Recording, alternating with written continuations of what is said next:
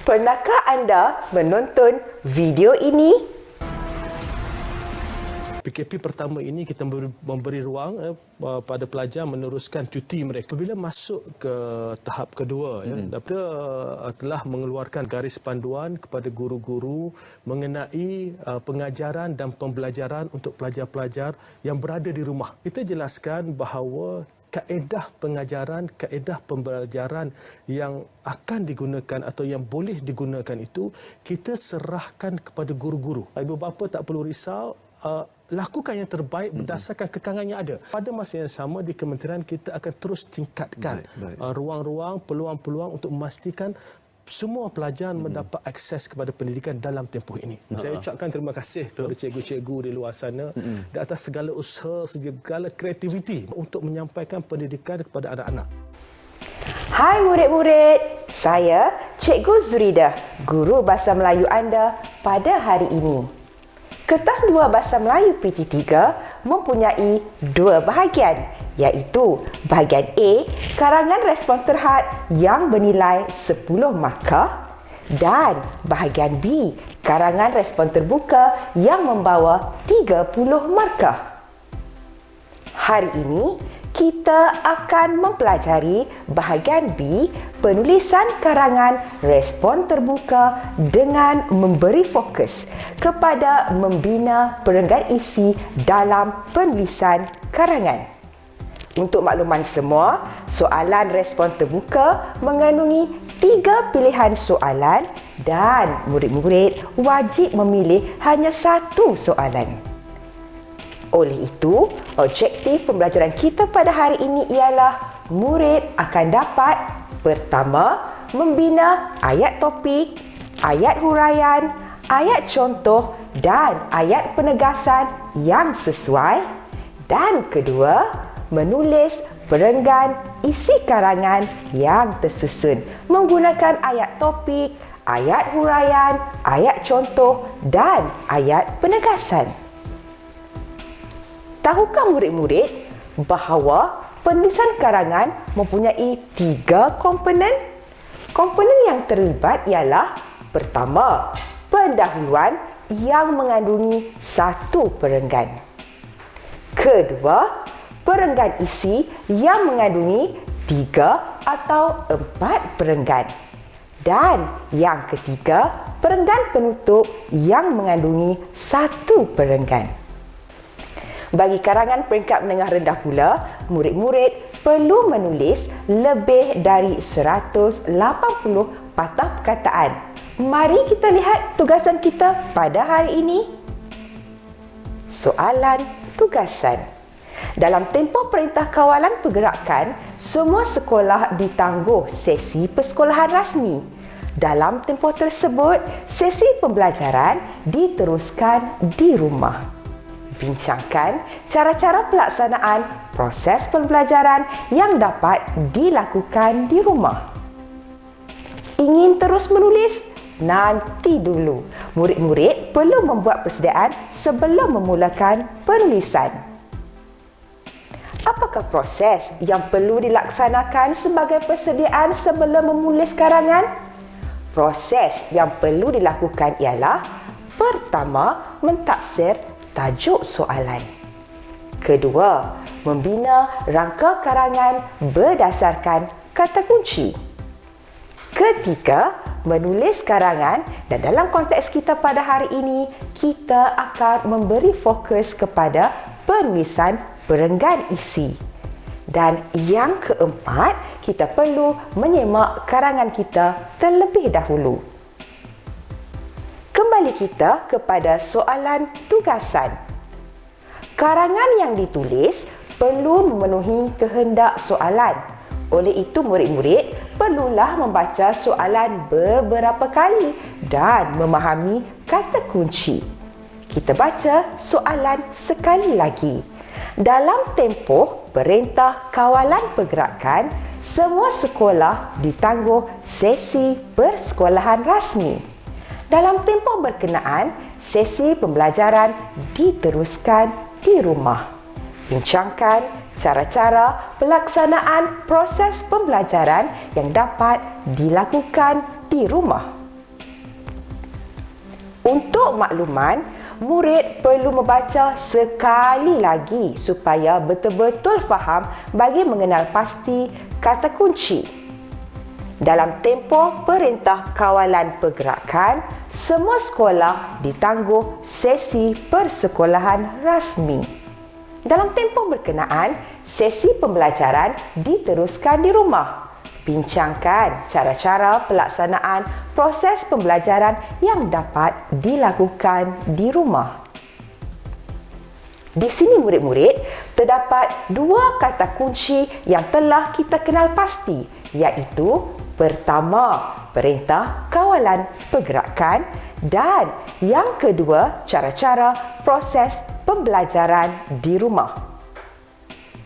Oleh itu, kata kunci yang telah dapat dikenal pasti ialah temanya Perintah Kawalan Pergerakan, kehendak soalan, cara-cara proses pembelajaran di rumah, dan karangan kita pada hari ini merupakan karangan fakta berformatkan fakta. Mari kita mula merancang penulisan karangan isi. Apa ya isi yang perlu ditulis? Teknik yang mungkin boleh digunakan untuk memudahkan pembinaan rangka karangan ialah teknik peta minda. Mari kita mulakan sesi sumbang saran bagi menjana idea. Jom fikirkan cara-cara proses pembelajaran di rumah. Ya, kita masih boleh belajar dengan pelbagai cara. Pertama, menerusi media elektronik secara atas talian. Kedua, menerusi media elektronik tanpa talian. Ketiga, menerusi bahan bercetak. Dan yang keempat, penggunaan bahan grafik.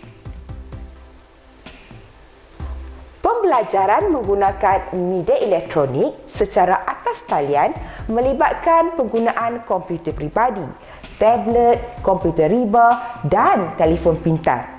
Murid-murid ini boleh belajar menerusi aplikasi media sosial seperti WhatsApp, Telegram dan SMS. Kedua, pelantar pembelajaran seperti Google Classroom. Dan yang ketiga, video pembelajaran dan bahan PDP atas talian seperti Cikgu YouTube dan iKelas. Isi yang kedua ialah pembelajaran menggunakan media elektronik tanpa talian. Ini bermaksud bagi murid yang tidak mempunyai capaian internet atau tidak memiliki gadget, pembelajaran masih boleh dilakukan menggunakan radio dan televisyen. Antara inisiatif yang boleh dilakukan oleh pihak Kementerian Pendidikan Malaysia ialah menerusi penggunaan TV pendidikan dan radio pendidikan. Seterusnya ialah pembelajaran menerusi bahan bercetak. Murid-murid boleh belajar menerusi pembacaan buku, majalah, risalah, jurnal, laporan tahunan dan juga akhbar.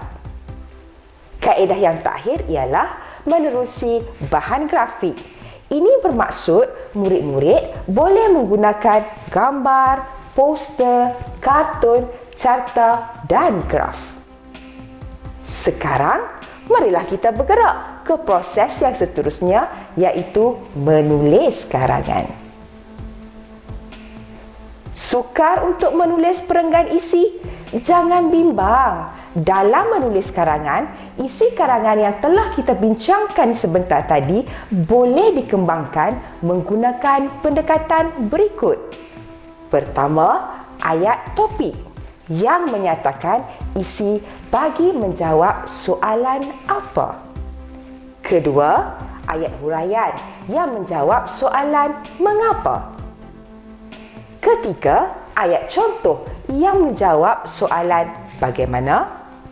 Dan yang keempat, ayat penegasan yang menegaskan kehendak soalan. Sebenarnya, teknik ini boleh menggunakan akronim A, M, B, P atau apa mu buat Mari kita cuba menulis isi yang pertama. Ayat topik untuk menjawab persoalan apa merupakan isi yang pertama ialah media elektronik secara atas talian. Bagi ayat huraian untuk menjawab soalan mengapa, kerana selaras perkembangan teknologi dan pembelajaran abad ke-21. Ayat contoh berfungsi bagi menjawab soalan bagaimana dengan menyertakan bukti. Contohnya, komputer peribadi, tablet, komputer riba, telefon pintar. Dan murid-murid juga boleh belajar menerusi aplikasi media sosial, pelantar pembelajaran, video, pembelajaran dan bahan PDP atas talian. Akhir sekali, ayat penegasan bertujuan bagi merumuskan isi pertama iaitu murid dapat belajar tanpa sempadan. Mari kita bina perenggan lengkap menggabungkan ayat topik, ayat huraian, ayat contoh dan ayat penegasan. Murid-murid boleh meneruskan pembelajaran di rumah menerusi media elektronik secara atas talian. Itu merupakan ayat topik. Pendekatan ini sangat bersesuaian dengan perkembangan teknologi yang pesat berkembang dan mendedahkan murid dengan konsep pembelajaran abad ke-21. Itu merupakan ayat huraian. Dalam konteks ini, murid-murid menggunakan komputer peribadi, tablet, komputer riba dan telefon pintar. Hal ini membolehkan murid-murid belajar menerusi aplikasi media sosial seperti WhatsApp dan Telegram, menggunakan Google Classroom sebagai pelantar pembelajaran dan memanfaatkan video pembelajaran serta bahan PDP atas talian yang disediakan oleh guru-guru. Itu merupakan ayat contoh. Oleh itu, murid-murid berpeluang belajar di rumah tanpa sempadan. Itu merupakan ayat penegasan. Mari kita cuba bagi isi yang kedua yang telah dicatatkan pada rangka karangan tadi iaitu menerusi media elektronik tanpa talian. Selain itu, kaedah seterusnya yang boleh digunakan oleh murid ialah menerusi pendekatan pembelajaran menggunakan media elektronik tanpa talian iaitu menerusi penggunaan radio dan televisyen. Itu merupakan ayat topik. Ini bermakna murid-murid yang tidak mempunyai capaian internet atau tidak memiliki gadget masih mampu meneruskan pembelajaran di rumah. Itu merupakan ayat huraian. Menerusi kaedah ini, Kementerian Pendidikan Malaysia menerusi bahagian sumber teknologi pendidikan dengan kerjasama Radio Television Malaysia iaitu RTM telah mengambil inisiatif melaksanakan kembali rancangan radio pendidikan dan TV pendidikan. Murid-murid boleh menonton saluran ini menerusi saluran 110 My Freeview, saluran 146 Astro dan Astro Enjoy dan laman sawang RTM. Itu merupakan ayat contoh. Oleh itu, kemudahan pendidikan ini dapat dinikmati oleh semua murid tanpa mengira latar belakang sosioekonomi. Itu merupakan ayat penegasan. Bagaimana murid-murid? Boleh teruskan perenggan isi ketiga iaitu media cetak dan perenggan keempat iaitu media grafik. Gunakanlah pendekatan AMBP atau akronimnya apa, mu, buat, PA bagi melengkapkan penulisan karangan anda. Kita bergerak ke langkah yang seterusnya iaitu menyemak karangan. Pastikan pertama, karangan perlu disemak ejaan. Kedua, semak tanda bacaan. Ketiga, semak struktur ayat. Keempat, semua isi karangan telah pun dimasukkan dan pastikan pemeranganan yang dibuat adalah sesuai. Murid-murid juga boleh menggunakan peribahasa dan ungkapan menarik bagi menguatkan lagi olahan isi karangan. Mari kita ingat kembali apa yang telah kita pelajari. Isi karangan dapat dikembangkan menerusi gabungan ayat topik, ayat huraian, ayat contoh dan ayat penegasan. Ayat topik merupakan ayat yang menyatakan isi bagi menjawab soalan apa. Kedua, ayat huraian yang menyatakan soalan mengapa. Ketiga, ayat contoh yang menjawab soalan bagaimana. Dan yang keempat, ayat penegasan bagi menegaskan kehendak soalan. Dan teknik ini boleh menggunakan akronim AMBP atau apa mu buat PA. Diharap semua murid dapat menggunakan panduan mudah yang telah kita pelajari sebentar tadi untuk membina perenggan isi yang mantap. Sebelum cikgu akhiri pembelajaran kita pada hari ini, murid-murid bolehlah merangka dan menulis karangan ini sebagai pengukuhan di rumah.